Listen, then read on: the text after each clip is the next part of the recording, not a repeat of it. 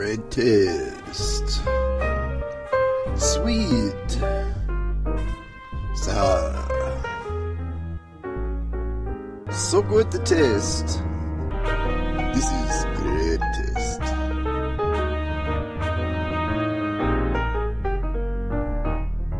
Great tasting. Hello, Fairfield. You are about to experience another adventure of great taste with Steve Boss and also Kathy DuBois. And if you're within the sound of this voice being broadcast right now over KRUU FM, which is at 100.1 on your FM dial, come on down to the club room over at Hy-Vee's because you will be experiencing not only great recipes and great banter, but you'll also have a little taste or two. So come on down and experience all that is great taste with Steve Boss and Kathy DuBois. And without further ado, let's hand this over to the gang, Steve Boss and Kathy DuBois. Mike Ragonia, thanks very much. By the way, you didn't say anything about your show, did you? Mike Ragonia has a show. It's called, this is great taste, right? That's right. Well, anyway, Mike Ragonia has a show. It's called Mike Ragonia's 2.0, which I understand is very high. His televised version is very high in the Nielsen ratings on FMC, right? It's huge. I've heard that. Of course, the head of FMC was the person who told me that your show was really high up in the Nielsen ratings. Anyway, I'm Steve Boss. This is Great Taste on KRUU FM. Kathy DuBois is here. Hi. Good evening. Really happy to see you. Thank you. Always radiant, lovely. Thank you, Stephen.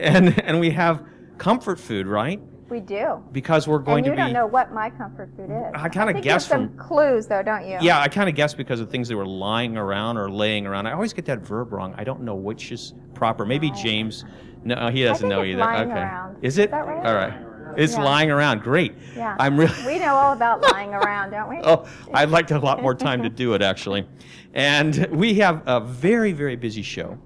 One of our guests is here in person, David Lee Sheng-tin. We're going to be talking with David in just a few moments. And we're going to be talking about food and the emotions. But before we get into that, there were a couple of things that have made the news over the last week that I think are very interesting and we'd like to just talk a little bit about. Because last week there was a paper published in the Annals of Internal Medicine from several Stanford researchers, and it focused on a comprehensive review of data from existing studies comparing organic and conventional foods. The report's authors did not find strong evidence that organic foods are more nutritious or carry fewer health risks than conventional alternatives, though consumption of organic foods can reduce the risk of pesticide exposure. The Stanford School of Medicine's newsletter headline last week when the report was issued was, "Little evidence of health benefits from organic foods, Stanford study finds." A very interesting study because basically what it was is the researchers just looked at all the studies that had been done. They didn't do any new research. They just looked at all the studies that had been done and analyzed them in some type of statistical manner. And of course there was a lot of media hype that surrounded the event. I got a letter actually from a listener who was on the Board of Education in a school district in Connecticut, and she was at the board meeting last week after this study was released, and one of the things that she asked, because they have a new director of food for the district, and she said, "Are we working toward getting more organic food in the school district?" And the answer was, "Why? This Stanford study said that organic food doesn't mean anything. It's no different than any regular food," which is a very interesting way to look at it. Now, there are some groups who used it to put down the organic hype, as I just mentioned, and others linked one of the lead authors, Dr. Ingram Olkin, to big tobacco and said the study was just another attempt to undermine the organic food industry. So there's a lot of fascinating stuff that has gone on already on the backside of this particular, we'll call it quote-unquote study. In the 70s, it turns out that Dr. Olkin worked with Stanford University to develop a multivariate statistical algorithm, which is essentially a way to lie with statistics, and was used, according to Mike Adams, the self-named health ranger of naturalnews.com, as a way of deceiving the public about the harmful effects of smoking. This is one of the lead authors on the report. So we'll call it the organic the people who like organic foods, the organic foods industry has had a field day with this particular part of the study. And The evidence we show here, he says, he goes on to say, demonstrates how this study was crafted under the influence of known anti-science fraudsters pushing a corporate agenda. Just as big tobacco sought to silence the emerging scientific evidence of the dangers of cigarette smoke, the biotech industry today is desperately seeking to silence calls for GMO labeling and honest, chemical-free food. The era is different, but the anti-science tactics are the same. And he also says, and many of the individuals involved are exactly the same too. Very fascinating. Now, as part of this, but in a more, we'll say, non-conspiracy type of sense, there was an interview published on the website remappingdebate.org on Monday of this week, and it was with one of the lead authors of the study, another lead author, Dr. Crystal Smith Spangler, and she acknowledged that it was not possible for the study to really answer critical questions about the environmental impact of organic versus conventional farming, how the use of chemicals leaching from the soil into groundwater might impact human health, the health impacts on people handling pesticides, and numerous other critical questions. Matter of fact, if you really look at it, the only thing the study really said was that the essential nutrients analyzed between organic foods and conventional foods, there was not really any significant difference. As Michael Pollan, who is a professor at UCLA, and Marion Nessel, a professor at NYU, both of them saying, but is this really what organic is about? Nutrition? And I would have to say that for those individuals, in my opinion, kind of trying to put the focus away from nutrition, I understand completely, but I think that's a little bit, that's not exactly fair, because I think we always talk about how organic is better for you, healthier to eat organic foods, and I think nutrition does play a part of it, at least in our minds. But certainly the major questions surrounding the organic food industry really go way beyond nutrition and the nutritive part of the foods themselves, but have to do with environmental impact and how pesticides influence people. And certainly the study did show that there were pesticide residues very readily found in conventional foods as opposed to organic foods, but they said that they didn't have the means to analyze this with this type of study they were doing. So this was a very interesting development that occurred in the past week, and I put some references in the blog post. If you're interested, you can check those out and take a look. I want to play a little game. We're going to play two games, but I want to play a little game. And this has to do with another aspect of this whole question, because there's a proposition on the California ballot in November, Proposition 37, which is the proposition it's called the Right to Know law, and it's the right to label foods that contain genetically modified ingredients. And it's causing a lot of excitement, I guess is a very nice way to put it. How many people here, for example, let me ask you, drink Honest Tea? Anybody who likes Honest Tea? The brand Honest Tea? I like Honest Tea too. I really enjoy that. Honest Tea is one of the companies owned by Coca-Cola. They've given $1,164,400 to defeat Proposition 37. Very interesting. How many people buy Naked Juice? Anybody here buy Naked Juice? Yeah, okay, a couple people buy Naked Juice. That company is owned by PepsiCo. Oh, interesting. They've given $1,716,300 to defeat Proposition 37. How many people buy Kashi cereal? Anybody buy Kashi cereals? Yeah, a couple people buy Kashi cereals. Okay. Morningstar Farms, Garden Burger, any of those wonderful foods? Yeah, okay, right. All right, that's owned by Kellogg. They've given $632,500 to defeat Proposition 37. I'll just use a couple more examples. It gets a little scary. Well, it gets a little scary. I for one, eat Larabars. When I go on the road, I take Larabars with me. Well, unfortunately for me, I happened to read this thing too, and I saw that, Larabar is now owned by General Mills. They gave $520,000 to defeat Proposition 37. So, Silk is owned by Dean Foods, of course. Horizon, that's been well publicized for years. French Meadow Bakery out of Minneapolis, I had no idea. French Meadow Bakery out of Minneapolis is owned by ConAgra. They've given $1,076,300 to defeat Proposition 37. Who's So- giving money to Yes, that to was support it? that was the next. That was is anybody? Right. Oh, by the way, $23,500,000 has been. Oh my gosh, I have to stop 1 second because I totally forgot something. Tom Allen is our resident musician.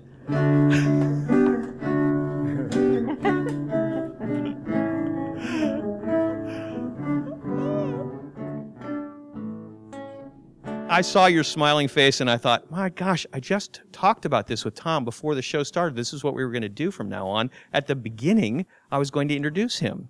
Thanks for keeping your word over there. Yeah. Well, it has to do a little bit with, sure. yeah. Let's not go into it. Anyway. Yeah, right.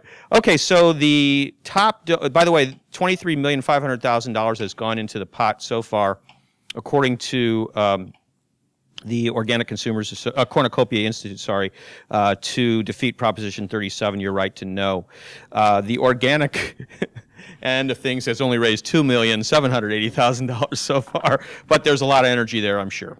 The top donor is Nature's Path, and Nature's Path, actually, the senior vice president of Nature's Path has been on the show before. They're an excellent company, family company, dedicated to the organic industry and dedicated to producing great foods.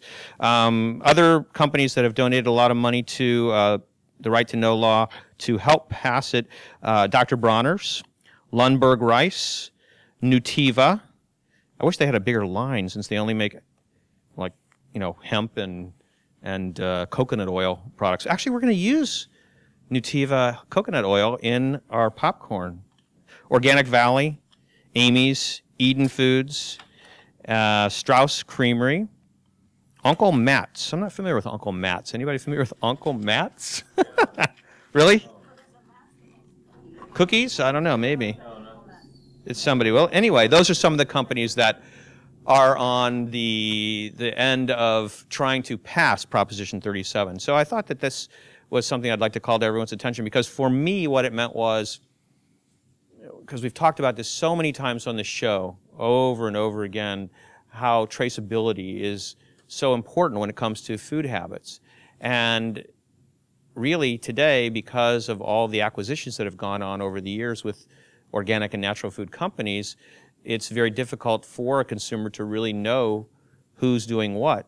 And certainly you can't fault big business for acquiring companies that are doing well, because that's how capitalism works. But still, it's a little disturbing to me to see that capitalism works in other, I would say, as the host of the show, devious ways. I believe I can say whatever I want, can't I? I can, can't I? Yes, that's right. James Moore, tell us a little bit. What's up? Well, I'm not a conspiracy guy, but it does seem kind of interesting, the timing of this study that's pulling other studies together that happens to come out right at this time. I mean, I'm just saying. I'm just saying that you're right, and it has been mentioned in numerous articles that it came out at the same time. So, and I'm not a conspiracy guy either, but these kind of things start you thinking a little bit about that kind of stuff, and whatever. Tom Allen, yes. I can contribute a comment too. I think organic foods are not only notable for what they don't fill in the way of pesticides into the environment, but the excipients, the subtle nutrients that are probably not measured by a grosser index of what's in that food, protein and vitamins. These subtle things have a lot to do with how you really feel, how vital you really feel, how high your consciousness is, and all that kind of thing. The whole is more than the sum of its parts. I think that's what you're saying. Make a lot of difference. Right. For instance, in a computer, let's try leaving out some of the little ones that aren't very important. Uh-oh. I'm not sure that's a good idea. No, and that's how important those little subtle nutrients are. Right. All right, we're going to move on from this particular topic. If you have any comments, we'd love to hear them. You can always send us an email at greattaste@KRUUFM.com. And Kathleen DuBois, what are you up to over there? Because we're supposed to be talking about comfort food, because we're going to talk to David in just a minute here about how food feeds your emotions. And are you trying to feed our emotions with what you're making on Great Taste? Yeah, well, I know for me, comfort food is usually pasta. So I'm making a lasagna, and I'm making, and actually it's made, it's in the oven, but there's another one. I'm going to show you how I made it, make a small one. The oven works. Anyway, what I'm starting with is zucchini, which I've used the mandolin to cut. And I'll stick it under the broiler. I drizzled it with a little olive oil and salt and pepper, and I'll stick it under the broiler. And that's my first step. Actually, my first step was to make a sauce, which I did today. I need to turn that down. How did you do that? The sauce? The sauce is made with a coating of olive oil on the bottom of the pan, and then sautéed shallots and garlic. About a half a can of tomato paste, which I let caramelize for a little while, and then splashed it with some white wine and deglazed the pan in lieu of Andy Bargerstock. He's always like so That's excited. an inside joke. Yeah. Okay, and then I added some organic San Marzano tomatoes, which are here at Hy-Vee, which was really nice to find, and fresh basil. And that's it. Very simple. Yeah. Did you cook it for a long time? No, I cooked it for maybe about 45 minutes. Mm-hmm. I don't really cook my sauces for a really long time. I mean, if you have meat in your sauces, which I don't do, I think that's why grandmas used to do, long simmer. But I think with the really good San Marzano tomatoes, it's nice to have them kind of fresh, even though they're canned. I'm going to think about that one for a little while. see how I do. David Li-Sheng Tin is here with us, and David is a board-certified health coach and lifestyle consultant, trained in traditional Chinese medicine, Ayurvedic medicine, and modern dietary theories, as well as strategic intervention. David has been on the show before, and he totally captivated everybody talking about what he does as a lifestyle coach. And since that time, he was telling me the other day that he's developed some other insights into food and the emotions that after 20 years, started to actually come on through some experiences that you had. And it was fascinating. So I said, hey, David, while you're in town, because you're not here all that often, why don't you come over and let's talk? Because everybody at different periods in their life has emotional battles, we'll say. And so what kind of insights, it'd be great to share some insights, and especially, first of all, your own insights into this. Well, it's nice to be back, and thanks for having me on again. First of all, listening to your talk on the organic versus traditional foods, one thing came to mind. According to Chinese and Ayurvedic medicine, we look at food in terms of energy, because everything breaks down into energy into the body. And when you have foods that are laced with pesticides and all this, they actually deplete the energy of the food. So the food itself is not going to be, as Alan was saying in the back there, having all these micronutrition which cannot be tested. And so instead of the food, which normally would make you feel alert and alive because of its natural makeup, especially when you genetically modify the food, it can have some very serious effect on the body. Where the GMOs are concerned, at this stage, we really do not know the long-term effect of GMO foods on the body. In fact, some people are actually saying in the health field that some of the so-called new diseases that are coming up, stomach ailments and things like this, that people just don't know how to solve, could be due to overloading the system with those kinds of foods. But can you hold on one second? Sure. I need to tell Kathy that a frying pan should be right underneath where David is. Only place I didn't want. And you will find one in there. Okay. Okay? I'm sorry, I'm standing in your kitchen way. It's okay. All set now? You got it? Yeah. All right. That's great. Okay. Sorry, David. That's all right. But that's a good starting point, because you see, when we think about emotions, most people don't understand that all of life is an emotional experience. Every aspect of what we do is based on some emotional feeling. So you come into this room, the first thing you have is some sort of experience of the room, whether it's nice or not. That gives you a certain feeling, and that feeling you put meaning to, and that meaning translates into an emotion. And the emotion may be good or bad, because two people could have the same experience, but have different emotional outcome from the same experience. Simple example I gave at a seminar recently was, if you look at a dark forest, some person may say, wow, that's really nice. I can see the little things in the dark and all this, and have a nice experience on that. Another person may say, that's scary. Why? Because the meaning they have put to the experience. And that meaning would be based on something that happened in the past. They can't recollect what it was, but something in the past that happened. So, what does that mean? Well, the greatest food and the most food that we eat every day is really the thoughts that we have. Because all food breaks down into energy. And energy is actually thought in motion. Right? So energy is coming up, and then we take a direction with that energy, and we have a thought. So when we have a negative thought, what happens to that spin of that energy, which is spiraling out and moving out to expand towards more and more? The spin collapses.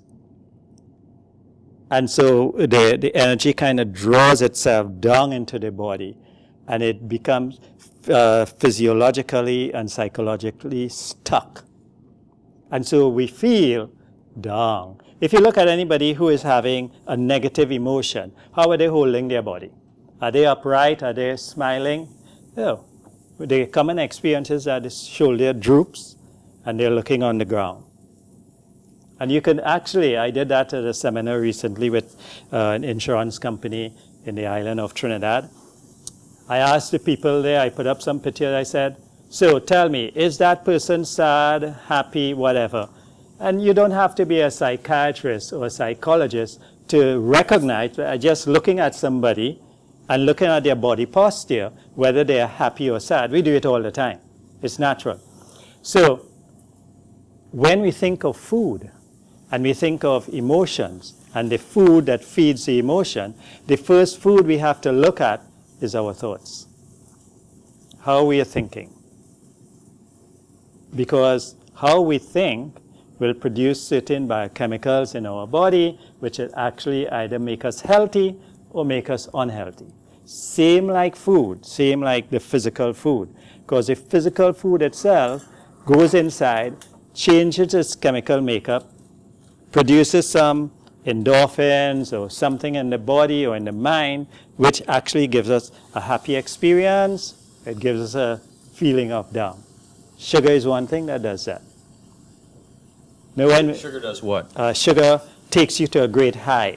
Yeah, I mean, I like sugar. Yeah, of course. Why does sugar have such a bad rap? I mean, it's like, Well, I mean, I don't understand it. I mean, it's like, I suppose that if you overindulged in anything, that it might not be good for you, but is there anything wrong with having, like, last night I had an ice cream sandwich. It was delicious. It's very good, in moderation, like everything else. The thing about sugars, you're right, Steve, sugar has gotten a bad name because all carbohydrates actually have sugar in it. All fruits have sugar in it. Almost anything that you eat that has some fiber in it has sugar in it. But is how that sugar is released into the blood. That's why we talk about refined foods. So if you strip the food, the carbohydrate that has sugar, if you strip all the fiber, everything out of it, you're just blasting yourself with a big dose of sugar. And that absorbs right away into the bloodstream. And so the body now has to say, wow, what are we going to do with all this sugar? It releases insulin to balance that sugar. And when the insulin balances the sugar, now instead of the high that you're feeling, you get a low. Because it's happening too quickly. And so you feel now, oh, I need a pickup. And so you go and take the next dose of sugar again. Interestingly with sugar, Sugar produces the same chemical reaction they're saying in the brain as drugs do. It stimulates that same area of the brain. So it's addictive, very addictive. But in small doses, it's good because sugar is one of the things, sweet things, one of the things that help to make us feel good and produce some endorphins that give us this nice feeling, unlike salty foods.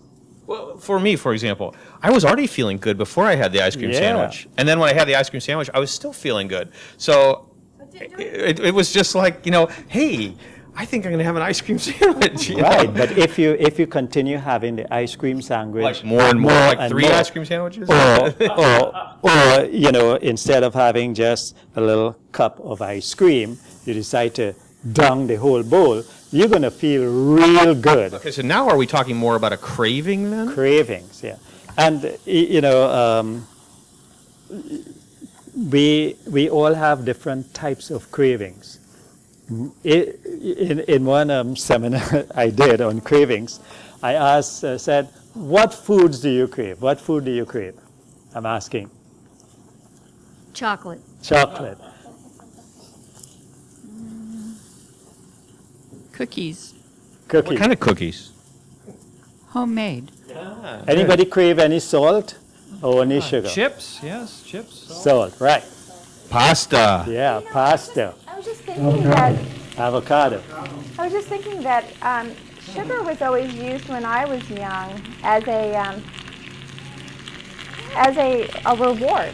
Yes. You know, if you eat all of your peas, which nobody wanted to eat, you can have dessert. Peas have a lot of sugar. And this is what I'm coming to, because generally, when we are looking for comfort food, we go back into our childhood memory unconsciously and take something that maybe our parent gave us or somebody. Say we were being naughty or something. The parent may come and give you a candy, hey, and that pacified you. Or, as one guy said, he said he remembered chocolates, and that always gave him comfort. Why? Because Valentine. and things like this. So when you take people back in these seminars and say, well, when did you first recall that type of food that you always go towards when you're feeling kind of tired or emotionally down? Most people, not all, most people will find that that was a food from their childhood that made them feel good. It's very interesting. Very interesting. Yes. And we don't know because, you see, the brain maintains the memory of the feelings that we have, the emotions that we have. And we naturally want to have pleasant emotions. So if you had something that is associated with that emotion, it could be a place. It could be walking in the woods. Some people, when they're not feeling good, they go and take a walk. Maybe when they were not feeling good, their parent took them for a walk. Or it could be food. So where food is concerned, we generally gravitate towards the food that we found as a child. I mean, I can, in another simplistic way of looking at it, because you're looking at it a much more profound way, but from a strictly economic and romantic type of way, I know there's so many times you've gone on a trip. Say maybe you go to Europe, you're going to France or Italy or whatever, and you have a bottle of wine, and it's just this magnificent experience, and then you write down the name of the bottle of wine, and then you buy it when you get back here, and you taste it, and it's like, oh. Yeah. What did I really like it that much? Or what? Because it really had a different association. Absolutely. Music does the same thing. Speaking of music, and we're going to get back to this topic in 1 second. But Tom, you have a special song to sing for us? Something about food, maybe.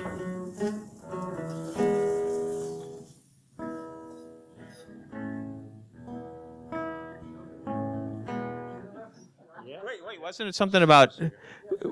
Yeah, but you had something else you were going to something about a little train, right? Yeah, Does this train eat or what? Does it? Fairfield about a little train, but if you get speaking of excipients and subtle nutrients, the subtle messages in this. And by the way, they have done a new piece of research. It turns out that on GMO spinach Popeye was not able to beat up Bluto, only when he had organic spinach. It's a new study, it just came out. That is amazing. Here we go. Thank you for sharing that. Little tiny train, you disappeared and came again. You make a rolling racket and you wobble like a gander, then you slide into a tunnel just like honey in a funnel. Little train, little tiny train, your loss is everybody's gain. You never stay located, but the people would have hated if they'd paid their dimes and nickels and sat down and stayed like pickles in a jar. Little tiny train, did they take you from your mother? You were 6 cars yesterday and you're only 2 today. You better eat your spinach, because if you don't, you're finished, little train. Tom Allen. All right. You're listening to Great Taste on KRUU 100.1 FM, the solar-powered voice of Fairfield, Iowa. I'm Steve Boss. Kathy DuBois is busy fixing some zucchini, looking lovely. Thank you. I was going to boil it. I was talking about the zucchini. I know you were. Oh, okay. I'm fixing it. So I thank you. Well, I said looking lovely. I was talking about zucchini. Whatever. Just kidding. Yeah. I'm frying the zucchini, by the way. I Frying? usually I broil thought you were it, but I couldn't sautéing it. figure out. Okay, I'm sautéing it. But The show is going downhill very fast. We're on a little train wreck. David, let's get back to it before our emotions get carried away from us here. So, what have you found in your practice then when it comes to talking with people and seeing how these emotions play into their habits of eating? Yeah. Well, over the years, I recognize that most of the people coming for some ailment, whether it's your stomach or whatever it is, through the pulse, because as trained in Chinese medicine and Ayurvedic medicine, you take the pulse. And in the pulse, both Ayurveda and Chinese can detect emotional imbalances. In the Ayurvedic way, they look at Sadhaka Pitta mainly. Sadhaka Pitta is the emotional aspect of the brain in the pulse. And you can detect how that emotion may be flowing, or the person may have some emotional problems which may be affecting their heart in some way, because the emotions affect the heart. We know that. We talk about heartaches, right? Chinese way of thinking goes a little deeper, because the Chinese actually look at the organ systems in the body, and every organ is associated with a certain type of emotion. For instance, when you think of joy, that is the heart. When you think of anger, liver. In fact, the liver itself is supposed to be the seat of all emotions. And when you look in terms of sadness, the lungs.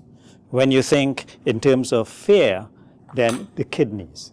So like that, when you take the pulse of the person and you discover imbalance, depending on other factors, of course, then you can ask specific questions. And inevitably, you will discover. And again, the organ systems in Chinese medicine deals a lot with energy, what is called qi, the movement of energy in the organ systems.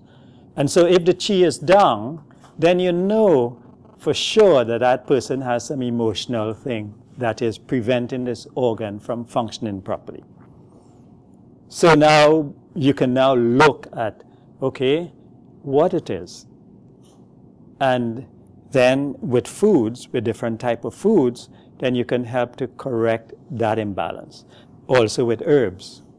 But remember, we are talking about, if you think of someone who is going through negative emotions, people who are going through negative emotions generally breathe very shallow. Have you noticed that? Huh? People tend to take shallow breath. Whereas people who are happy and vibrant, they take deep breath, they breathe in. So here, you can see that breath is very important if you want to change your emotional state. So just breathing, taking some nice deep abdominal breath, pulling up into your chest, especially in the open air, not so much in the air-conditioned room. I actually demonstrate some breathing exercise for my clients to practice on to help move the emotions. Posture is another thing. If you change how you hold your body, you can also change your emotions. So if you know that you're like this, then... David, by the way, is slumping forward. Yeah, throwing down your shoulders and dropping your the head's head. down, Yeah. right. So you lift the body up. You move the body. This is where exercise comes in. Because when you exercise, then what happens? I'm not talking about strolling in the mall. That's not exercising. Yeah, have to find some other means now. I'm not talking about walking the dog either. I mean exercise that lets you breathe and move your metabolism and get you going. And you don't have to exercise for long, just a short time, 10, 15 minutes if you know what to do.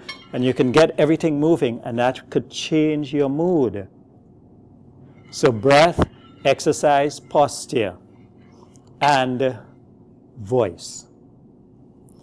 When someone is down and out, the voice tone generally gets very low. Sometimes you could hardly hear them because what they're doing, the energy, remember we were speaking about energy, the energy is actually collapsing. And so as they become less and less energized and feel more and more depleted and go into depression, they tend to fold up in a fetus position, want to stay in a dark room and hide away, don't want to talk to anybody. Very dangerous state. This is the liver. The liver has become completely stagnated. The chi is no longer moving. So knowing how to move the voice, and in therapy people do that, as a strategic interventionist. These are some of the things that we do. We know how to trigger another emotion, like anger, for instance. Get the person to express anger, because when you express anger, are you talking soft? Generally, when people are angry, they shout and they move their hands and they're more expressive, so the energy is flowing again. So the therapist could actually trigger an angry response in order to get the person out of that. Now, do you usually see, for example, that people who have these emotional problems are they generally overweight? Do they have a physiology? Not necessarily. Not necessarily. Some people who are overweight may have become overweight because of emotional issues. The problem is most people are not aware that they do have deep-seated emotional issues that they have not worked out.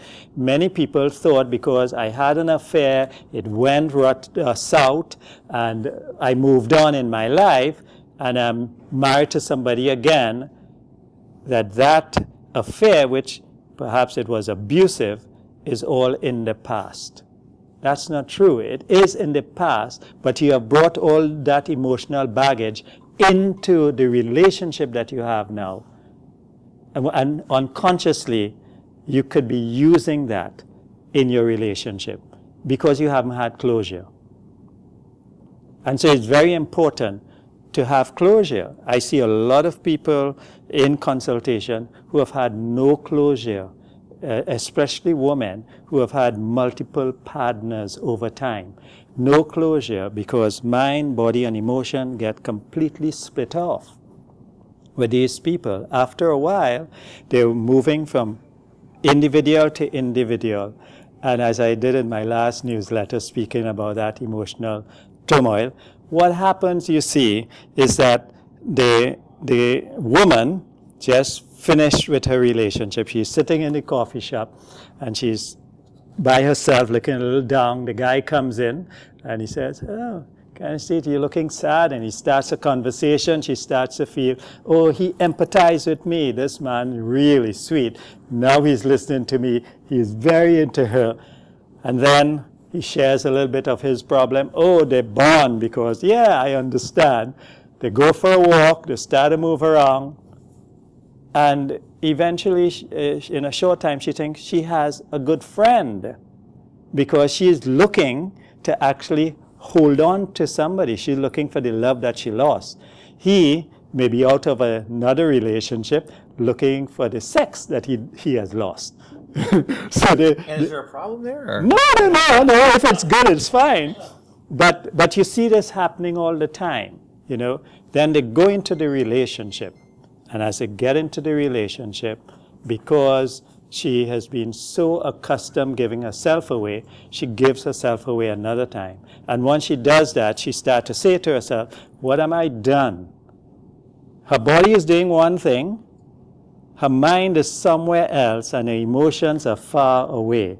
At the end of the experience, she now cries or shuts down because the emotions now kick in.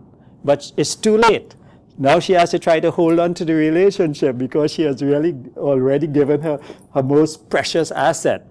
And she's trying to hold on to the relationship. After a while, she realizes he has baggages and the relationship breaks. Back again in the cycle. So one needs to heal. But people think because, oh, I've done that in the past, then it's over. It's not over until you have closure. So what's closure in a situation like that? Closure in a situation like that is that you need to seek some counseling. You know, go to a proper therapist, people like that you can actually sit with and talk, who can help you through these things. And the people should be trained. Your friend is not a trained therapist. Your friend could give you some comfort and say, yeah, he is a fool or she is a fool or whatever. But your friend is not a trained therapist. So you really need to seek help if you have done things like that. It's really interesting to me. It's very interesting to me that you're saying this because I just reconnected with my 9th grade boyfriend who broke up with me, and I thought it was in the past. And when he told me that he really did love me very dearly, I can't tell you how amazing that was for my heart 50 years later. 50 years later. That's beautiful. So it was really beautiful. So that makes a lot of sense to me now what you're saying. Yes. So this is a positive experience from the past. We also have negative experiences from the past. Like, for instance, you can be doing an activity in the relationship, in your new relationship, or your partner may now do an activity that gives you a flashback, and you wouldn't even know what that flashback is. It could be some way your partner held you, or something like this that now causes you to rebel, withdraw. You have no idea what. And he may say, or she may say, where is that coming from? Because it's not only women, men also. You know, where is that coming from? So this is where proper intervention is necessary, because all of life is nothing but emotions. Remember we said that. All of life is nothing but emotion. The first emotion of life is love. And all of life is either seeking that love in some form or missing it. So we're either getting love or losing love, or just being neutral where love is concerned. Because when we are in love, what happens to us? We feel alive, we feel energetic, we feel we can move the world. When we start to lose love or think we are losing love, then the energy start to become less and less. Can you feel Kathy's pulse and see what her emotions, what's happening with her emotions? Kathy is looking very blissful. I know she's looking that way, but I want to see what's going on underneath the surface. Really? Well, I mean, shouldn't we have a demonstration? But you're saying that you can get healed in a number of ways, one of which is to stand up straight and breathe deeply. That will help move the emotions. Another very good thing that I send my clients to do is dance. Dancing is very, very important, but not structured dance. What is called unconventional dancing. And I love the Middle Eastern music because it's tend to be instrumental, almost like what you call belly dancing music. Then I say, lock yourself in your room if you want. Put on very, very loose clothes or no clothes at all. And just close your eyes and listen to the beat of the music and move your body however you want. If you want to go down on the ground, get up, dance, whatever, no structure. And you will be surprised how much emotions flow out. Because you see, everything in the universe is dancing. Every atom, the nuclear, they're all spinning. Everything is in a spin. If you look at the Milky Way, it's all in a spin. You look at an oyster shell, it's in a spin. You look at a leaf and formations of trees, they're all in spirals. Everything is spiraling out.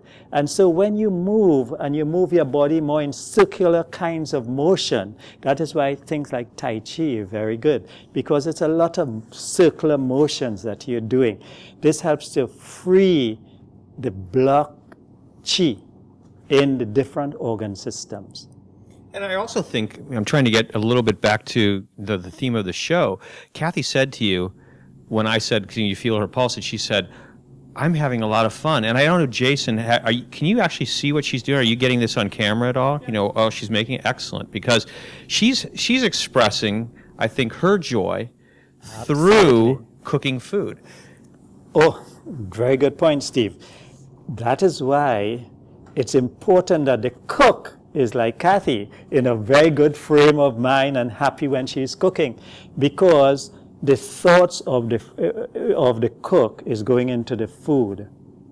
And this is one of the reasons in all traditions we say a little blessing or prayer before meal so that we can put our positive thoughts into that food. And there's research done on water where if you, this guy from Japan, he had taken some water from a reservoir. And he had a Zen Buddhist monk just pray over the water. And when he looked at it under a microscope, he realized that the water that was prayed on became very structured and orderly. He said, this is very interesting. So he did a couple more like that, and he realized that, yes, every time some positive thought was put there, then the molecular structure of the water changed to a more orderly form. So he started to label bottles. Hate, love, different things like this. And he looked at them. And yes, the structure, you can actually see it on the internet. There's a whole book written on it. Now, if that is true, our body is made up about 75% water. And every thought that we have is actually affecting that water. This is our physical body. So when we're thinking about food, the most important food is the thought. And the thought that you put in the food is not food for thoughts. I was just going to say, but you beat me to it. David, thanks very much. And I hope that we'll have time to get back to you with a couple of questions that maybe some members of the listening audience, studio audience have. But Kathy, do you want to explain what you've been doing? Because it's been beautiful. I've been trying to pay attention to both you and David because I've loved to watch, and the smell emanating from the oven is just, I mean, talk about affecting emotions. I mean, this is... I agree. I'm using raw, as you can see, noodles. I did not cook them, and I actually prefer it this way. I think oftentimes when you have a lasagna, the noodles are kind of mushy, and this is a good way to prevent that. So I'm just layering the lasagna. Let me show you what it looks like right now. And I'm going to add the last layer, which is going to be 2 noodles, and the rest of my ricotta cheese. So I've used a whole pound of this. I will be using a whole pound of it in this little dish, actually. So just layering it with ricotta cheese. And then I will use the zucchini, which I sauteed, and layer that in here. So what's the size of that baking dish that you're using? This is a small one. This is maybe, 8 by 6? Okay, 6 by 8. 6 by 9 baking dish, and you've got, how many layers does it take then to do this? I'm doing 3, and I actually have a really big lasagna in the oven, and that has 3 layers as well.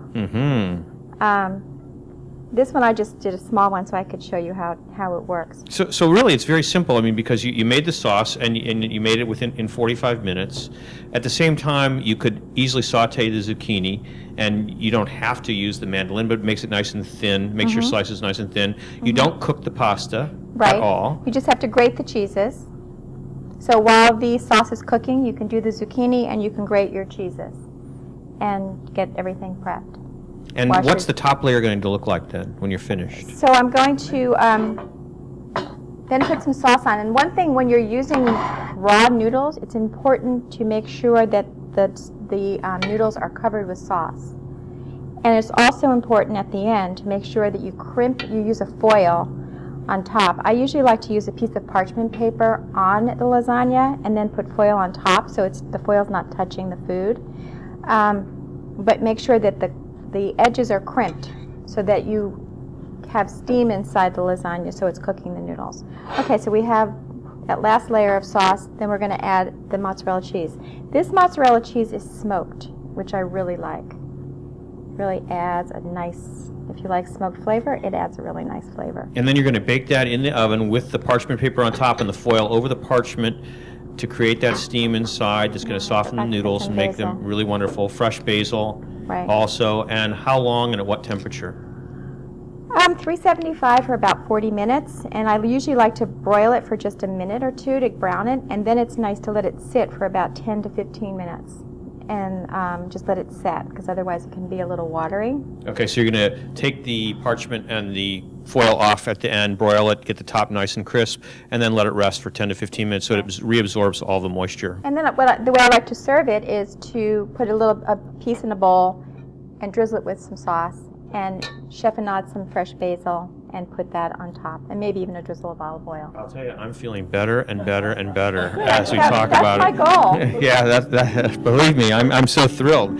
David, you have some foods that are very specific to nurturing the emotions, right? Yeah. There's some foods that you can think about eating.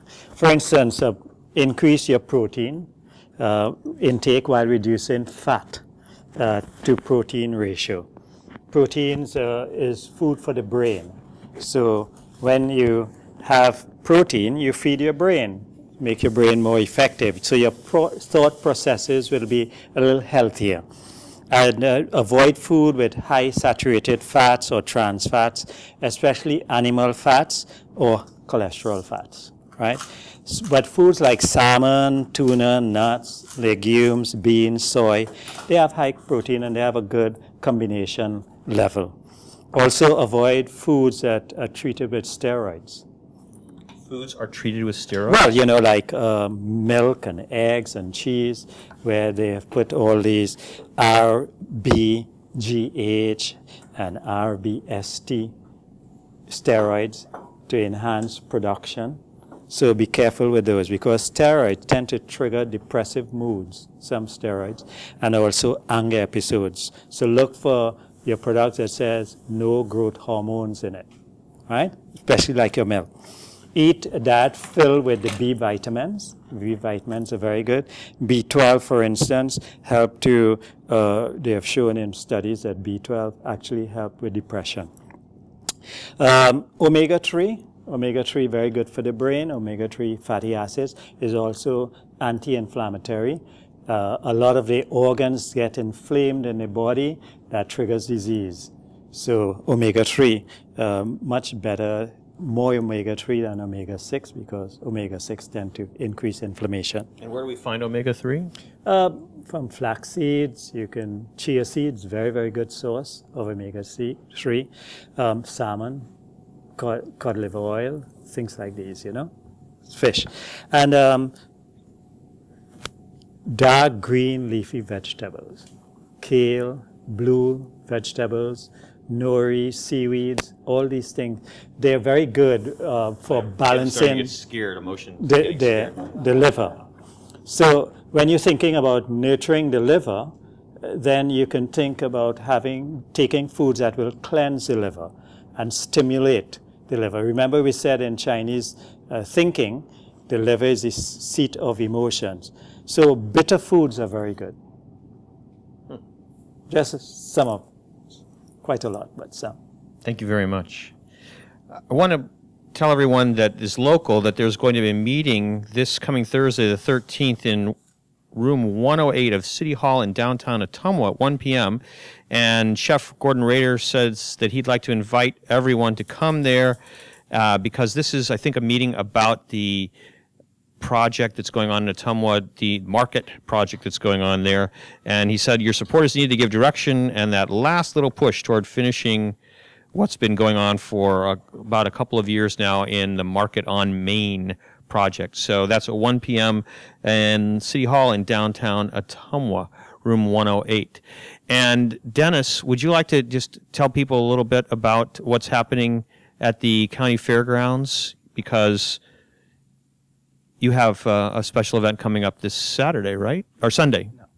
Actually, a week from Sunday. It's on September the 23rd. We are pulling together a community victory celebration for our local 2012 London Paralympic silver medalist, Matt Stutzman, who won a silver medal in archery.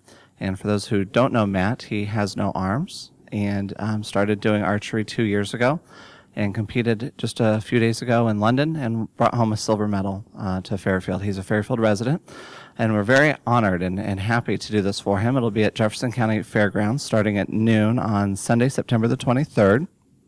And starting at noon, we'll have some family activities, and there'll be food and just good festival type events.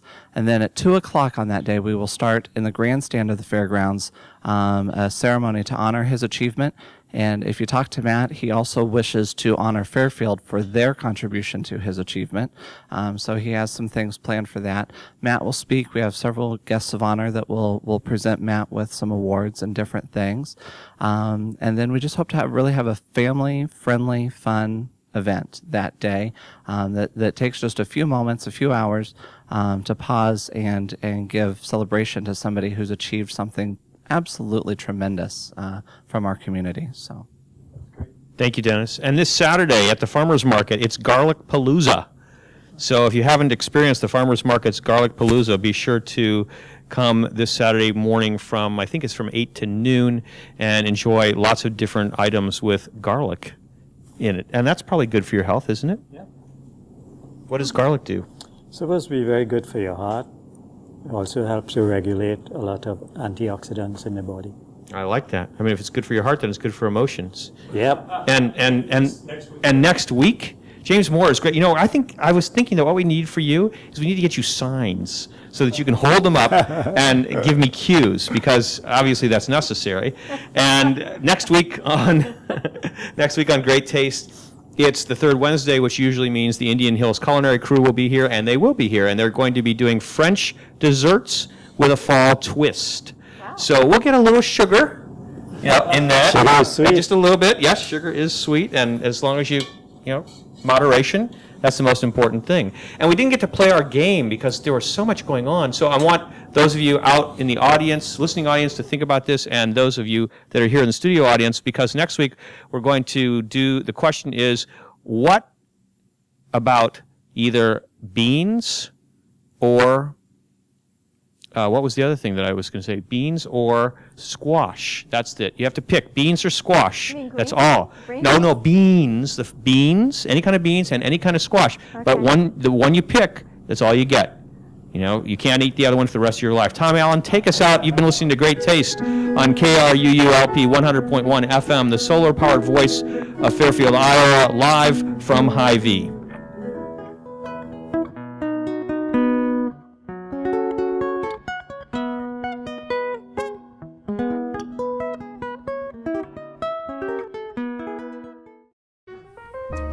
Great taste. Sweet. Sour. So good to taste. This is great taste.